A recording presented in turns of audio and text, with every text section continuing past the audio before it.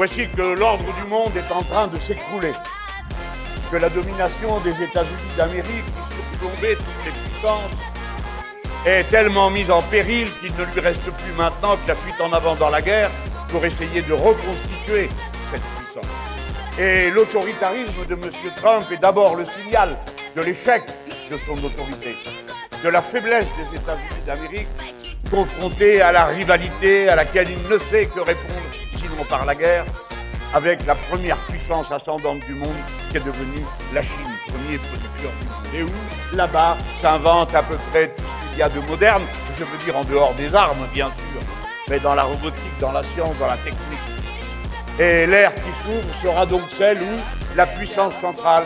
sera celle de la Chine, qui, naturellement, à la sortie de l'épisode que nous sommes en train de vivre, va être considérée par la terre entière, et comme nous-mêmes les insoumis, nous l'avions diagnostiqué auparavant, et quoi qu'on pense par ailleurs, ce n'est pas le sujet de ce pays et de son organisation. Sera le pôle de stabilité du monde, et c'est la raison pour laquelle, plus que jamais, la France ne doit pas être alignée sur les États-Unis d'Amérique, leur guerre et leur défaite.